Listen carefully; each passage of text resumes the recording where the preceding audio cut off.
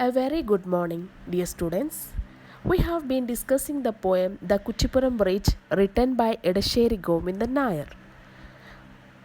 We know that the poem was born out of poet's experience while crossing the bridge that was recently built over the river Perar. Even though poet was proud about the cost and elegancy of bridge, his heart was reminiscing the good old days which was connected to the river. Poet laughs at the modern man who never cares about nature. We get a beautiful imagery of the rural area, rural village from the poem, like wide expanse of paddy fields, fruit bearing trees, slopes covered with flowers of different colors, the festivals of the Kavu. Everything that was expressed in the poem is very beautiful. But in the coming stanzas, we can see that the entirely contrast picture of the city. The day of the village is very active with the songs, and the night is filled with fearsome silence. Poet is very sad about that this greenery is fading forever. He criticized the modernity where walls spring up here and there and they force everything is pushing into force. Both day and night are filled with horrible sounds and fast movements. You can see the sharp contrast between the rural and city areas. Howling and surging ahead are tire and petrol day and night. Walls spring up everywhere, jostling for space left and right. So in the cities, you can see everything is very loud noises, and there are full of fast movements. The vehicles are moving from day and night. There is no rest, and walls are springing up everywhere, and they are fighting for the walls. Everywhere, the rough day is raucous, as is the rough night too. So you can imagine a city life. The day and night of the city life is very raucous. It is very harsh, very noisy. From the day till the night, everything is very noisy. Everywhere in the city, noise is quickening. Everywhere, movements quickening. So noises are very fast and the movements are very fast. You can imagine a city life from day and till night. The vehicles are moving fast. People are moving more fast. Everything is very fast. They are so fast that they never care about the nature. They are very fast in their life. Strangers brawling, locking horns. No, not strangers, neighbors all.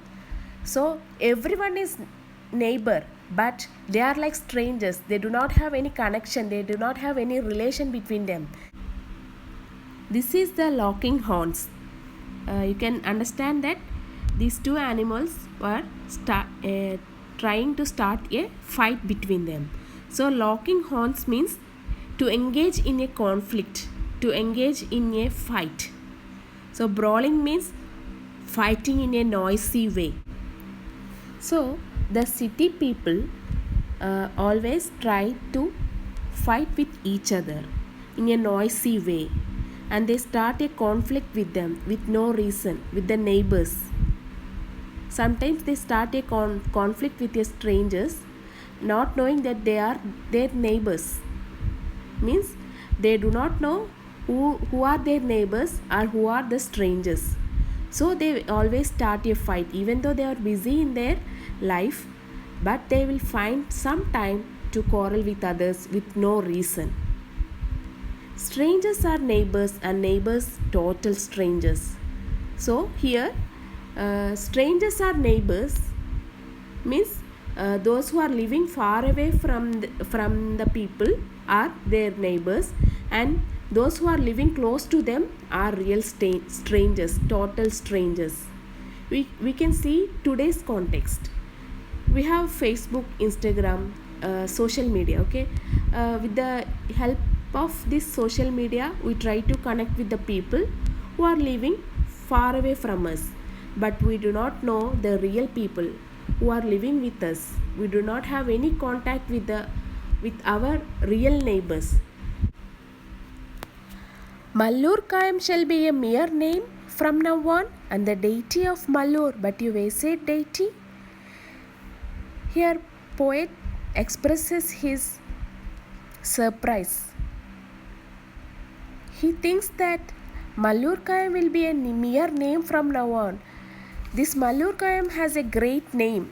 Mallur Kayam is the deepest part of the river, that is the heart of the river Bharatapuzha. Here, poet fears about that, and this Mallur Kayam will be just a name from now on. Mere means just a name, for a namesake. And the deity of Mallur, and there is a deity, a god related to this Mallur, becomes a wayside deity. Poet fears that the god of Mallur just become a wayside, means ആർക്കും ആവശ്യമില്ലാത്ത, discarded. വേസൈഡ് means discarded. തെരുവിലെ ഒരു ദൈവം പോലെ ആയിപ്പോവുമോ ഈ മല്ലൂർ കാവിലെ Bhagavan or Bhagavathi? Will become a wayside deity. Even this Andimahakalan Kunnu that stands in still grandeur will seem like a spinning top hurled by a hot-headed child robot. The poet is wondering whether this Andimahakalan Kunnu, this is the name of a cliff that is on the banks of the Bharatapuzha river, and it stands in a still grandeur. This Kunnu stands in a still grandeur means ഗാംഭീര്യത്തോടെയാണ് ഇപ്പോൾ ആ river ബാങ്കിൻ്റെ അടുത്ത് നിൽക്കുന്നത്. Will this change to a mere spinning top?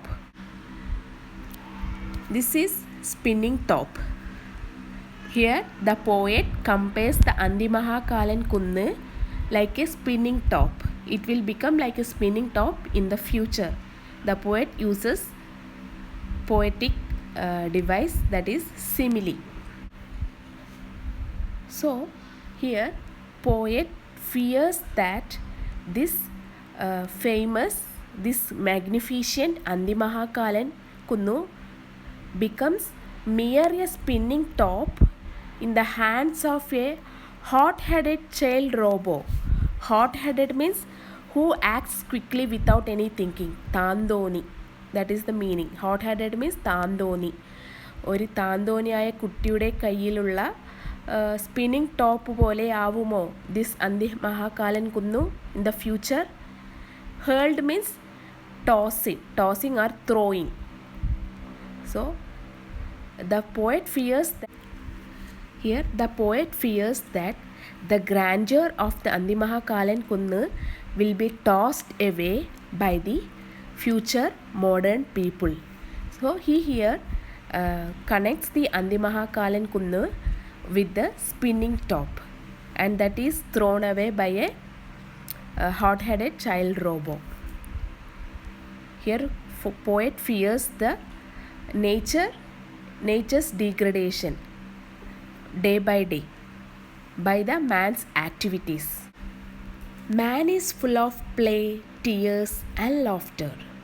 If he turns into a machine, oh Mother Perar, would you also turn into a grieving, reeking drain? In the past, man is full of play. He is full of play, tears. He has sadness, laughter, happiness. Man experiences all of them in his life. So if a man turns into a machine, what will happen to this river? The poet prays, and he considers the river as his mother Perar. Oh Mother Perar, would you also turn into a grieving, reeking drain? This is the rhetorical question. Even though the poet knows that the condition of the river changes in the future, so it is a rhetorical question to express his force. So he asks the mother river, will you also turn into a grieving means vishamikkunna, reeking drain, അതിരൂക്ഷഗന്ധം വമിക്കുന്ന ഒരു ഓവുചാലായി നീയും മാറുമോ? If a man turns into a machine, will you also means the river will also turn into a very grieving, reeking drain. Drain means gutter, very bad smelling gutter. The river will be changed into a bad smelling gutter. So here poet laments on the fading away of the river and the rural village area, rural village scenery. The beautiful picture of the village is fading day by day. It is bidding adieu to the poet. So here poet prophesies the future, that in the future the Andi Mahakalan Kunnu will be changed to a just mere spinning top in the hands of a child, and the Malur deity will become just a Vesai deity, and the river will become a reeking, very bad smelling gutter, reeking, grieving drain, and man becomes a machine. These are all the prophecies of the poet. He foresees the future, like these and these are happening to the man and to the nature as well. If the man develops, he do not look into the nature. The nature is suffering a lot from these man's activities. Hope you understand the poem. So let's discuss some of the poetic techniques used in the poem. The first one is apostrophe. Apostrophe means implied personification of the non-human subject that is addressed. Means that implying human qualities to the non-human subject. For example, in the poem you see that the poet addresses, "Oh Nila, you will swell again and inundate your banks." So here he respects the river as though he is respecting the older human beings, and he asks the river to swell again and inundate its bank. He is addressing the river as a human thing, as a living thing. Next one, we discuss about the rhetorical questions used in the poem. Rhetorical questions means it is a sentence, and when we see that in the grammatical form it is a question, and it is not asked to get the rhetorical questions are asked not to get an answer but to achieve a greater expressive force.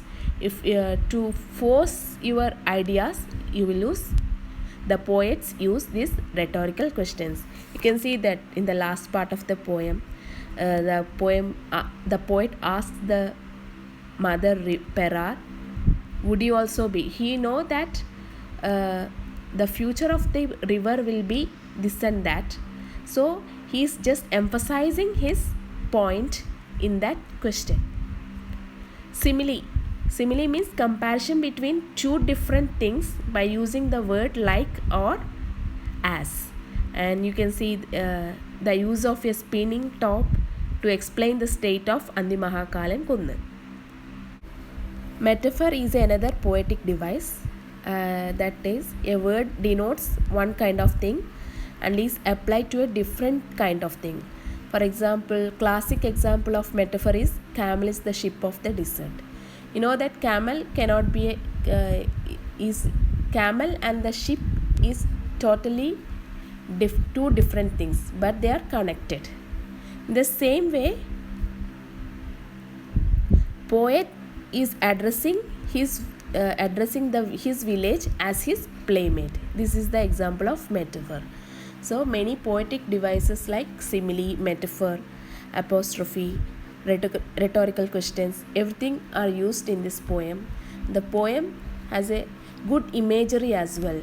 You can see the village explained in beautiful words, slopes covered with flowers.